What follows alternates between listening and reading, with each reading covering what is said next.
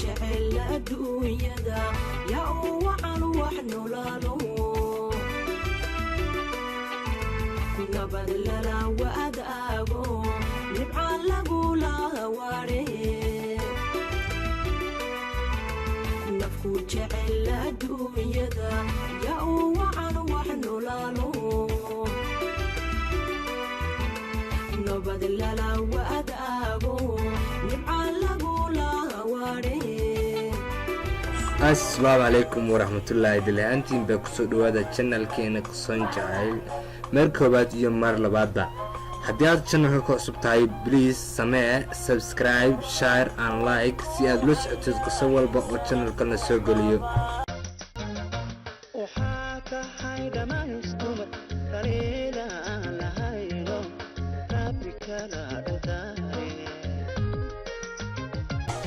haddaba daawada waxaad ku soo dhawaataa qisadeeni labaad oo ah ileen jacayl waa loo dhintaa. sheekadani waa qiso jacayl oo dhaba oo dhex martay lamaane Soomaaliyeed. haddaba daawada qisadan si wacan u dhow halkudhigeedu yahay jacayl waa loo dhintaa. qisadan ayaa ah mid xambaarsan murugo iyo tiiraayo xanuun badan. qisadani haddaba daawada waxay dhex martay inan iyo macalinkeed. asma waa inan ka soo jeeda qoys ladan. asma waa inan ilaahay ku mutaystay qurux iyo dabeecad wanaagsan. asma waalidkeed waxa uu ahaa mid adag mar walbana kaantaroora xaaladeeda amaba ilaaliya inay gabadhoodu waxbarashada heerkeeda ka gaadho sida waalidiinta kale ay u jecel yihiin inay ubadkoodu noqdaan kuwa waxbarta mustaqbal wacan leh. asma saan horeba u soo sheegnay waa gabadh alle qurux dhameeyay. wiilkii arkaana indhaha la raacraacayo dhererkeeduna waa dhexdhexaad ilkaheeduna dabar ay lahaayeen. waa gabadh qurux badan marka ay dhool cadaynaysana ama ay quslaysaba nin waliba ku hamiyo inuu hoy la galo. asma waxbarashada sare waxay dhigan jirtay dugsiga dayaxa secondary ay dhigan jirtay. asma waxay gabadh lagu soo doono gaari badanaa waxaa soo dooni jiray aabaheed marmarka qaarna waxaa soo dooni jiray muuse oo ah walaalkeed. asma waxay ahayd gabadh mar walba iska faraxsan. asma waxay xagga waxbarashada aad ugu liidatay luuqadda ingiriista taasoo ay dhowr bareefad marba mid ay u gashay misena laga saaray iyadoo la kaantaroolaya laga ilaalinayo loona diidan yahay inay yeelato asxaab amba dad ay saaxiibaan. haddaba waxaa asma heerkoodu isku raaceen in ay bareefad dambe lagu darin hase yeeshee loo sameeyo macallin guriga ugu dhiga luuqadda.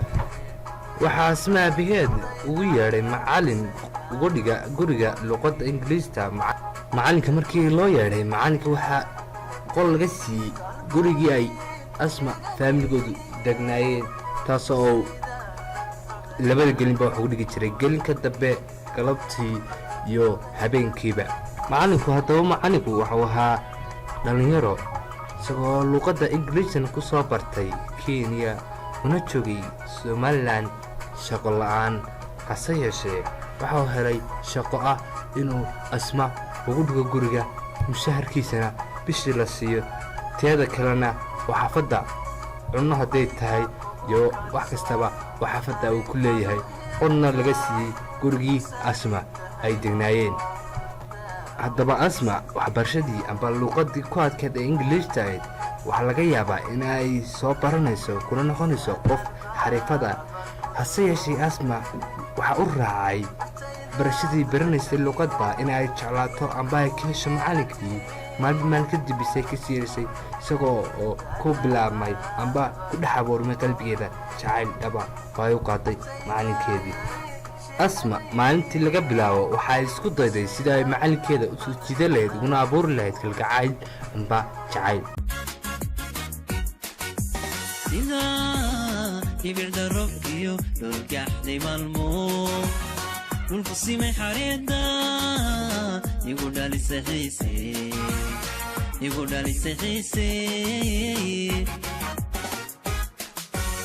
sida ubax dhalaaliyo dhirto ruucu tululato shubheehanaysan kugu soo dhawaadee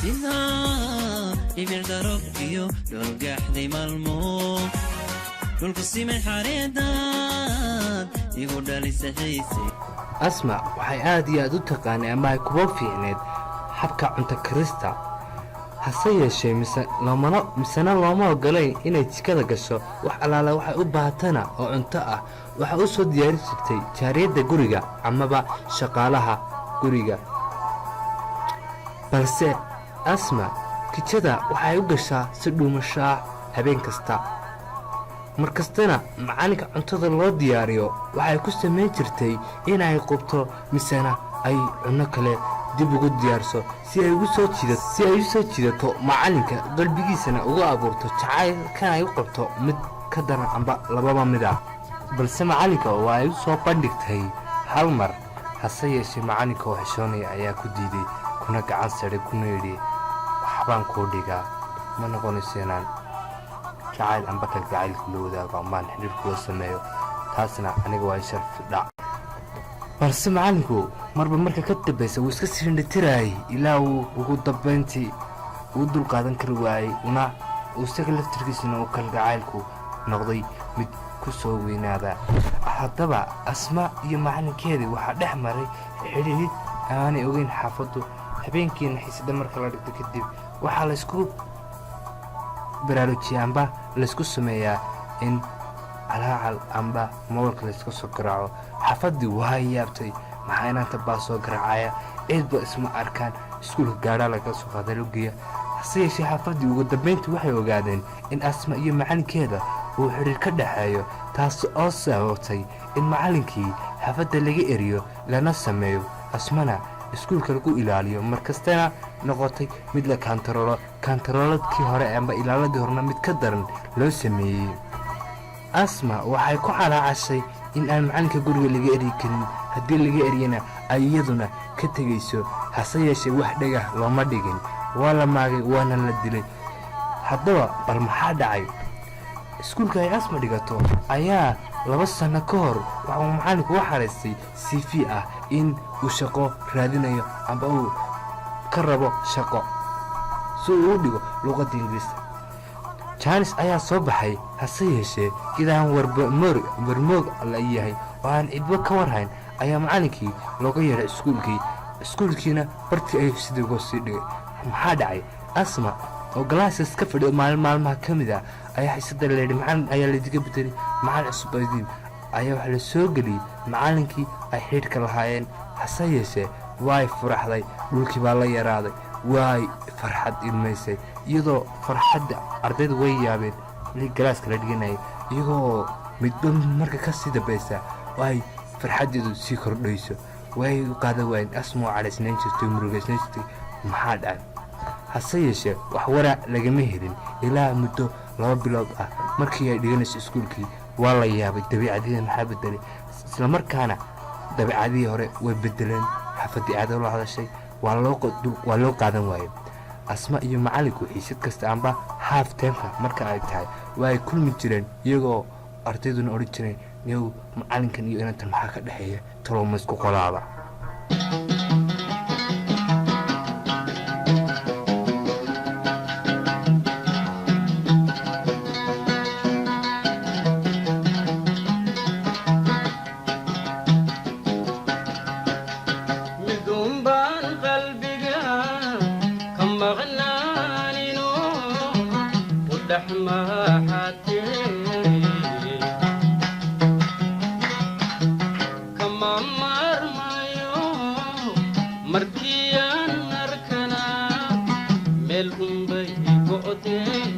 asma ayaa waxaa la dareemay in ay soo celisay xiriirkii hore ee ahaa iyadiyo macallinka isla markaana markii la ogaaday waxaa lagu sameeyey dabagal hase yeeshee sow macallinkiiba waba macallin hadda iskuulka ay dhiga jirta asma wax ka dhiga reerkooda waxay ku go'aansadeen asma inay iskuulka ka bedelaan asma waa ay diiday waxa jir amba iskuulkan ayaan dhiganaya ambaba waxbarashaba halkaas ayaan ku joojinaya oo aniga marba saa doontaan iga yeeli maysaan.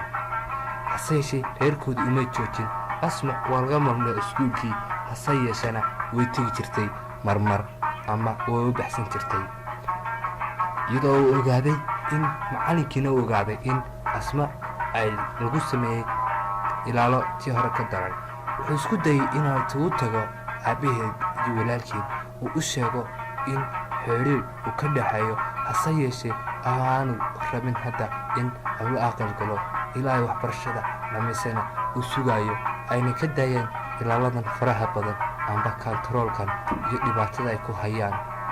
hase yeeshee aabbaheed waa uu ka aqbali waayey, waxaana yidhi weligay kusi maayo, iska daa maantee haddii aan sii go'ayo amba ay u dhimanayso jacaylkaaga darteed aanan ku siinin anigu. asma ku warwarin, lagamana yaabo inaad dib ula kulantid. maanta ayaa kugu dambaysay kulankeeda, indhaha caadi u kala qaad, siina eeg weliba wejigada. waan ku siinayaa fursad jaaniska intaa yar oqwe. dabeedna waa wuxuu yidhi adeertaha sameey. maya ma yidhi muuse ayuu ugu dalbay inuu dabadda uga saaro, iyada oo la tukhaynayo uu isaguna leeyahay adeertaha sameey ayaa dabadda loo turay macalinkii. balse maxaa dhacay? asma waxbarashadii waa laga joojiyey, waxay noqotay guri joog. gurigoon ayaana lagu ilaalin jiray, lamana ogoleen inay dabadda u baxdo. asma waxaa ku bilaabmay fikir iyo werwer iyo murugo aan la soo koobi karin. sidoo kalena macalinkii isagana waxaa ku bilaabmay fikir iyo murugo aan la soo koobi karin. waxa uu isku dayay inuu wax walba sameeyo, hase yeeshee xaafadoodina waa ay ka diideen in idinta amba loo diiday labada jeer isku xigta in mar saddexaad loo raaco amba ayba isagu u tago. hase yeeshee maxaa dhacay? asma waxaa ku dhacay in habeenada ka mid ah ay hesho mobil wacdana isaga lambarkii waxay kala hadlaysay ilaa muddo wiig ah. hase yeeshee marba marka kasii dambayso asma waxaa sii badanaysa ilaaladeeda. xaafadii oo dhan waxay la noqotay asma col oo xataa cid ule oo ka taageertay jacaylkeeda amba kaba taageerta inay la hadasho waa ay weyday. asma waxay noqotay keligeed, waxaana kusii badanaya marba markasii dhibsa murugada. maxaa dhacay intaa kadib muddo sanad ah? waxaa dhacay in aanay iska warhayn amaba ka warwarbixin ah aanu ka helin jacaylkiisii asma, amaba asmana aanay ka helin macalinkii. taas oo sababtay asma oo laga ilaaliyey mobil, iska daa xitaa qofka markay guriga dhex joogto qof daba socon jiray lana ilaalin jiray. asma carruurta iyada ayaa ugu dhexaysa carruurtooda, waxaana carruurtooda u badnaayeen inamo, kuwaas oo ku noqday iyaguna dhibaato kale oo mar walba wax kale ka aaminsanaa jacaylka. asma waxay niyadda ku haysay amba maskaxda ku haysay mar walba inay maalin helayso jacaylkeeda, kana baxayso caqabadaha nolosheeda ka hortaagan amba mustaqbalkeeda ka hortaagan. maxaa dhacay? muddo sanadiyo bil markii laga joogay asma iyo macalinkii xidhiidhkeedii inaanay cid warna aan iska hayn. xaafadii sidii hore way soo yar dhaantay.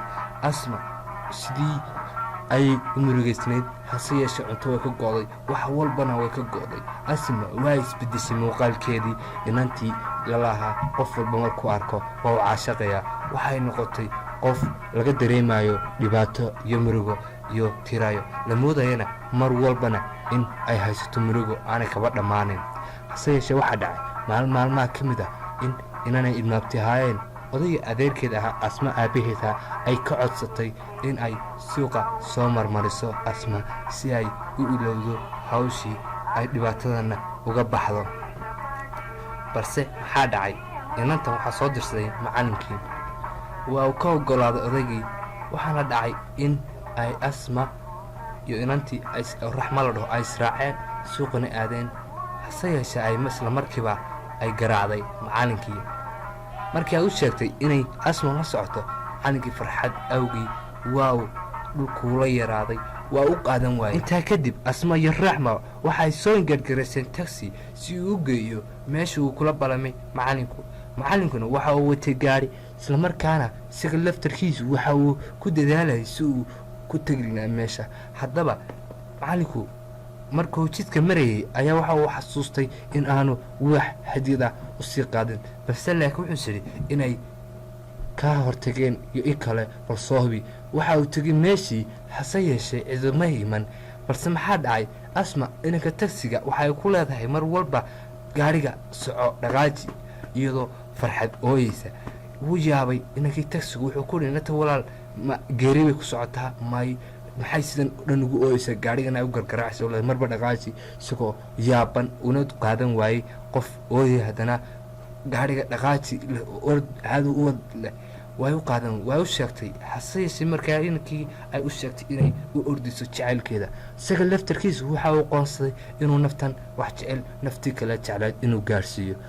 haddana waxaa sababay inuu gaariga si xawli ah oo aan markii hore u wadin u wado. balse maxaa dhacay? intaa kadib macallinkii waxa uu dib ugu soo noqday sida uu hadiyad ugu keeni lahaa amba ugu soo gadi lahaa asma.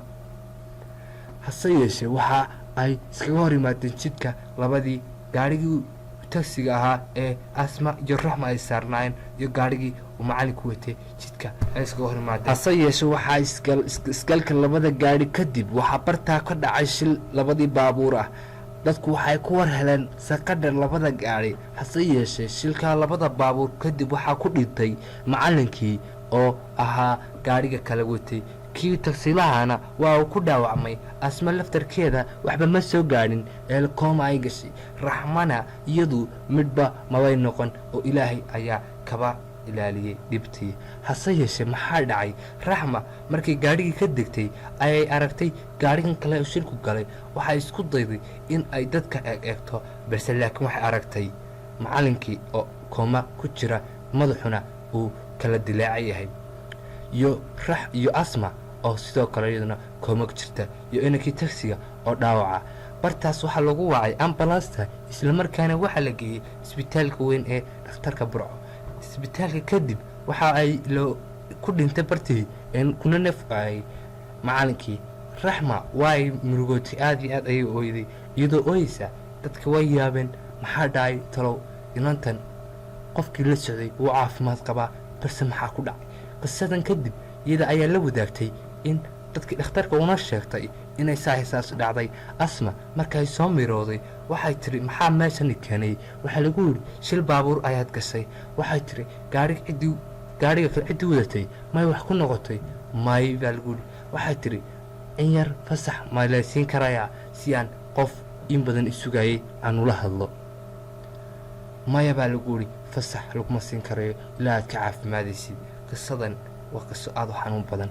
haddaba daawado qisadan aadka u xanuunka badan si macan u dhuux. intayna qisa lamida ku kulmi doonana waxaan idiga tegaynaa assalaamu calaykum waraxmatullah. haddaad channelka ku cusub tahayna please subscribe iyo like iyo share samee si aad ula socotid qisooyin kale oo la mida.